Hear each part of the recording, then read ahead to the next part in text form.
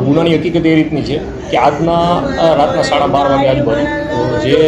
મરણ જનાર છે જય દલાલ એ તેના મિત્રો સાથે રોડ નંબર 6 જે છે ભંગારની દુકાન ત્યાં ઊભા હતા અને તે વખતે 3 ઈસમો ટુ વ્હીલ ઉપર આવે છે, જેમાં કિશન પરમાર, પંકજ પાટીલ અને મિલંદ કોળી હોય છે. તો તે 3 જણા આવે છે અને જે મરણ જનાર છે જય નગીનભાઈ દલાલ એમને ચપ્પુના ઘા મારે છે અને ત્યાંથી ભાગી જાય છે, જેથી જય દલાલનું એપોલ હોસ્પિટલ ખાતે સારવાર દરમિયાન મરણ થાય છે. હત્યાનું